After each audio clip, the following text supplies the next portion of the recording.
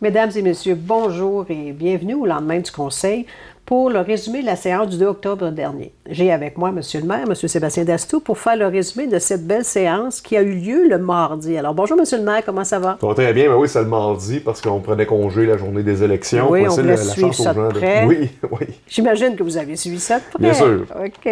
Donc, c'est pour ça qu'on fait ça, le résumé le lendemain, alors le mercredi. Et vous avez quelques points quand même assez légers. Oui, mais on a un peu de contenu, là. Moins de Inquiétez-vous points, pas. plus de travail. Des fois, c'est pas la quantité, mais c'est la qualité. Donc, on parle du circuit patrimoine religieux. Oui, ben en fait, les gens commencent à en entendre parler, là, le fameux parc de ressources hydriques. C'est un gros projet, c'est un projet de 6 millions qui il va s'articuler dans la MRC d'Abitibi. Là-dedans, il y a plusieurs circuits. Ça fait suite au circuit des fontaines. Ah, très bien. Qui a eu 2 phases. OK, fait qu'il y a 2 liens, un lien avec ça. Okay. Et là, on est en train de travailler sur le circuit du patrimoine religieux. C'est le fun parce que il y a 17 églises qui vont avoir des sites d'interprétation sur 14 municipalités. Ouh. Fait que c'est le fun de voir que les gens embarquent, que les municipalités embarquent, puis qu'ils veulent que le tourisme se déplace pour venir faire ce fameux circuit-là. Alors, tout simplement, nous, on s'engage à Ville-la-Morse pour un montant de 3 600. C'est un projet total de près de 110 000 $. On parle d'une cloche ornementale qui va être installée à chacune des églises. Là-dessus, il va y avoir un site d'interprétation, il va y avoir aussi un point géolocalisé là, pour pouvoir avoir l'historique, puis aussi il va y avoir des prises de vue, des images 360 des églises, alors intérieur, extérieur. Ça va être de quoi de bien, de quoi de pas trop compliqué, mais les gens vont pouvoir visiter la fontaine, puis après ça, aller visiter un peu, lire sur l'église, puis... OK, dans le fond, c'est pour décrire l'histoire de chacune des églises? Oui, puis les textes sont composés par les gens, les localités, puis ils sont autorisés là, par le diocèse. Et, c'est un beau projet, quelque chose de simple, mais qui vient relier un peu tout le monde dans notre MRC. Oui, et on serait surpris de savoir comment est-ce qu'il y a de touristes qui font ces circuits-là, comment de personnes viennent à Amos voir l'église, alors la cathédrale.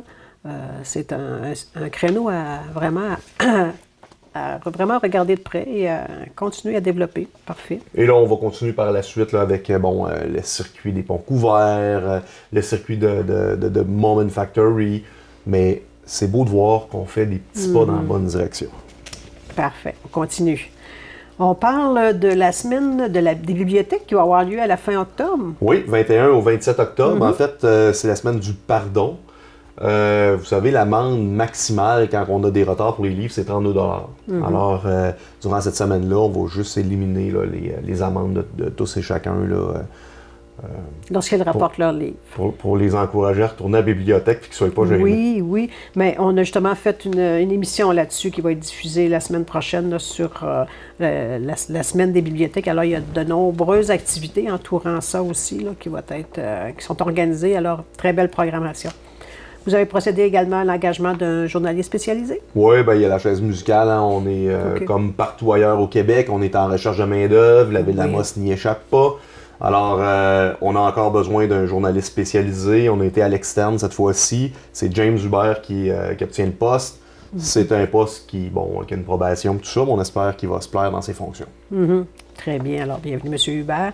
On invite les gens à aller voir notre site Internet, d'ailleurs, pour tous les postes disponibles. On vous parlait aussi du Jardin du patrimoine. Oui, vous savez, il y a quelques semaines, on a dû canceller les cours de natation pour nos bébés, pour les jeunes, avec leurs parents. Ça a annulé en même temps les séances pour les aînés. Oui. C'est parce que la fameuse piscine avec la foyer a une fuite et là, on peut vraiment pas l'utiliser. On pense pas non plus pouvoir l'utiliser là, pour l'hiver, donc à partir de janvier. Par contre, les Jardins du patrimoine ont une installation, une piscine qui est privée, mais qui est disponible. Alors, on est en train de rédiger une entente là-dedans. Il va y avoir des frais minimales d'entretien. C'est nous qui va aussi prêter le personnel là, de surveillance puis des cours. Je peux pas vous dire à l'heure actuelle, c'est quand qu'on va pouvoir commencer les cours. Mais je m'attends qu'en janvier, pour la prochaine saison, là, que ça soit tout en place. Très bien. Alors, une très belle avenue. Pour justement nos aînés qui aimaient beaucoup ce programme-là. Merci. Dans le mois d'octobre aussi, je crois qu'on a la semaine de prévention des incendies. Oui, ben c'est le maire qui proclame la semaine de prévention des incendies. C'est la semaine du 7 au 13 octobre. On a toujours la fameuse journée pompier d'un jour avec un étudiant qui vient faire le tour de l'hôtel de ville. Très belle journée. Qui suit nos pompiers. Là, c'est une belle semaine. On rappelle aux gens aussi là, d'être prudents. On est dans un changement de saison. Changez vos batteries de vos... Des piles, les ramonages de cheminées. Oui. C'est le temps. Oui, puis aussi, les gens oublient, là, mais tu sais, sécheuse, il faut essayer d'enlever les oui, il y a des petites vidéos qui circulent sur les réseaux sociaux, d'ailleurs, qui nous montrent comment faire. Ouais. Et, je vais le faire moi aussi. Ah oui, bon, alors, samedi, il annonce beau, alors on fait le ménage de nos tuyaux de sécheuse. On a notre congé de 3 jours, alors on en profite. Dans la catégorie dons et subventions, vous avez offert une aide financière. Oui, ben avec le nouveau complexe sportif, on déplaçait en même temps les forestiers d'Amos dans le nouveau complexe. Alors, toute la chambre des joueurs, bon, elle était quand même assez sobre. Et pour pouvoir la réaménager, ben, il y avait besoin d'argent. Alors là, c'est une subvention qu'on lui donne d'ailleurs pour payer les frais qu'il y avait là, pour le réaménagement. C'est un montant de 20 000 $. Très bien. Alors, on va sûrement voir passer ça bientôt, des belles photos de cette chambre-là. Dans la section information publique, il y avait quand même beaucoup de félicitations cette semaine. Alors, une très grosse semaine au niveau des activités. On va commencer avec M. André Brunet. Oui, je suis très heureux qu'André Brunet ait été récipiendaire de la 20e édition du prix de reconnaissance Thérèse Pagé. Mm-hmm. C'est pour nos grands de la culture. Alors, M. Brunet a travaillé extrêmement fort pour la Maison de la culture et aussi pour le Théâtre des Esquerres. Mm-hmm. Ce fut une super belle soirée. J'ai eu des très bons commentaires. Moi, j'ai pas pu rester pour toute la soirée au complet, là, mais semble-t-il que ça a été toute une soirée. Alors, bravo, M. Brunet, pour toutes vos réalisations. Puis, c'était la 20e édition du prix Thérèse Pagé. Alors, c'était une belle occasion de souligner une personne qui avait travaillé par le passé à différents niveaux. Et là-dessus, je me permets de dire qu'il y avait un très bel article dans Le Citoyen sur toutes les réalisations de M. Brunet cette soirée-là. Alors, à lire. On parle maintenant au niveau des élections. Oui, bien, en même temps, on tient à féliciter là, nos nouveaux élus. Hein. Il y a eu beaucoup de changements. Alors, félicitations à Mme Blais, qui est députée de l'Abitibi-Ouest. Félicitations à Pierre Dufour, qui est député de l'Abitibi-Est. Émilise Lessard-Terrien, députée de Rouyn-Noranda. Un petit clin d'œil aussi à Angava, là, qui a passé aussi à la Coalition Avenir Québec. Puis, on félicite aussi notre nouveau premier ministre, là, François Legault.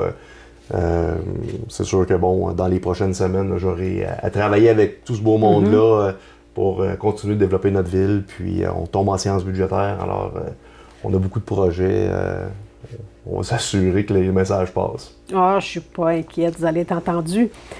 Ça faisait le tour de la séance du Conseil du mardi 2 octobre et on a encore quelques minutes pour parler de nos travaux. On a un bon gros 5 minutes pour nous parler des travaux qui se promènent, qu'on a fait en ville. Bien, parlons-en. Bon, les gens, je sais, qui sont inquiets, trouvent ça long, ils trouvent ça beau aussi. Ça avance beaucoup en ville. La première avenue, c'est un gros dossier. Présentement, il n'y a pas lieu de croire. En fait, oui, on a une dizaine de jours de retard. On s'attend d'asphalter d'ici la fin octobre au moins une couche. Ce serait peut-être pas l'idéal d'en asphalter 2, parce que c'est 2 couches d'asphalte. Parce que généralement, on aime ça quand le terrain a le temps de travailler, puis qu'on asphalte l'année suivante. Il n'est pas dit à l'heure actuelle qu'on n'asphaltera pas les 2 couches ou qu'on n'en asphaltera pas du tout. Une chose qui est certaine, c'est que les lampadaires vont être installés, le pavé uni va être fait, les bordures vont être terminées. Je vous le dis, là, on ne plantera pas les arbres à ce temps-ci de l'année, on va les planter au printemps. C'est une question de viabilité des arbres. Puis pour lui donner une petite chance. Pour lui donner une chance. Puis pour ce qui est du caillebotis qui s'en vient, là, qui vient contourner les arbres et tout ça, ben là, il faut évaluer c'est quoi qui est le plus sécuritaire pour passer l'hiver. Est-ce qu'on les installe? Et ça, ce sera une question de sécurité. Alors, les travaux vont bien. Je sais que c'est pas évident pour nos commerçants.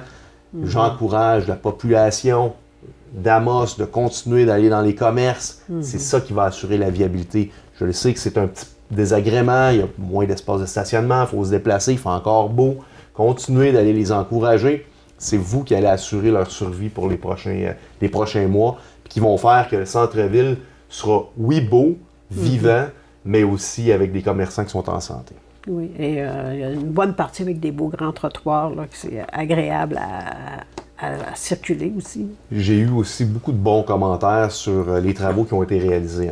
Il y a des travaux qui ont été réalisés par des entrepreneurs, entre autres là, une dizaine de travaux comme la sortie de chez Forex, où on a rajouté un arrêt-stop.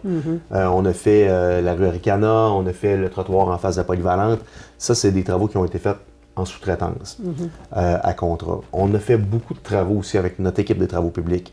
Pour ceux qui connaissaient les bosses naturelles de la 2e avenue, là, en arrière de la caisse, là, c'est une rue qu'on aurait dû faire peut-être avant la 1re avenue, comme on a fait la 4e, la 3e, on était rendu à la 2e.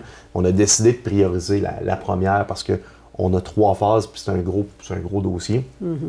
Mais on a quand même décidé de faire une intervention pour venir améliorer la surface de roulement et on a creusé là, pour réparer là, les problématiques. On a amélioré aussi l'entrée de la coop IGA qui commençait à être pas mal due. Mais on en a fait beaucoup comme ça. Je trouve que moi, je sais qu'à chaque printemps, les gens nous disent que bon, les rues à Amos sont défraîchies, ça fait dur, tout ça. Je tiens à vous dire qu'on investit beaucoup d'argent, on ne peut pas tout faire en même temps. On essaie d'en faire autant en régie interne qu'en sous-traitance, puis on fait des gros projets. J'aimerais qu'on ait une attitude un peu plus positive.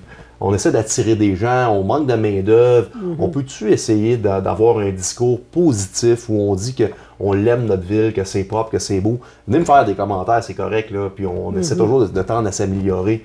Mais on a une belle ville. On a une belle ville, puis vous devriez tous être des ambassadeurs de cette belle ville. Oui. Et les pressions que vous avez faites aussi auprès du MTQ ont porté fruit, puisque les 2 artères sur la 6e ont été réalisées aussi au niveau des travaux.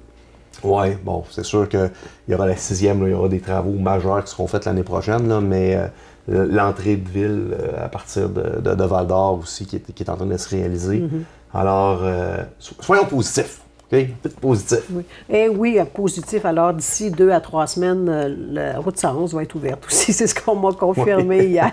Alors, 21-22 octobre, on devrait être en mesure de pouvoir passer dans ce secteur-là. Et ça ne sera qu'un souvenir, un doux souvenir. Et on a tous très hâte de voir la réalisation de tous ces travaux-là parce qu'on a des photos, mais en vrai, ça va être encore plus spectaculaire. Et, on a bien hâte. Oui, puis présentement, quand on prend la zone de contournement, on ne voit pas l'étendue des travaux. Il faut vraiment aller chez Pneus GBM là, pour aller voir les travaux. Et c'est des travaux majeurs. Okay. Donc, merci pour toutes ces explications-là, parce qu'on sait que nos citoyens se posent beaucoup de questions.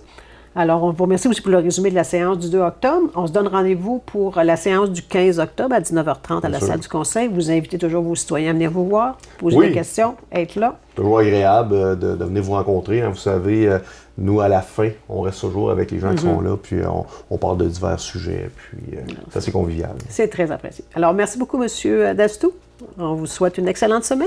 Merci beaucoup. Au revoir.